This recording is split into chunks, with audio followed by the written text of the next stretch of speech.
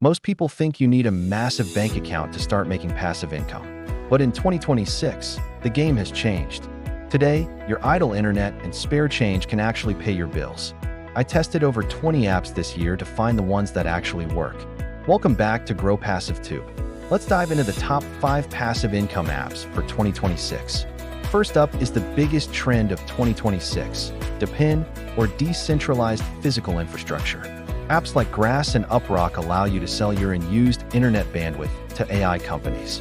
Don't worry, they don't see your data, just the pipes. You install the extension, and it earns in the background. It's the ultimate set and forget hustle. Next, let's talk real estate. You don't need $50,000 for a down payment anymore.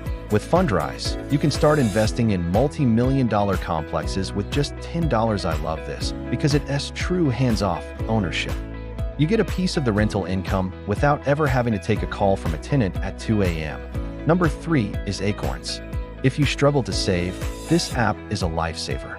It rounds up your daily purchases to the nearest dollar and invests the change into a diversified portfolio. It sounds small, but over a year, those pennies turn into hundreds of dollars in the market, completely passively. Fourth is Dash.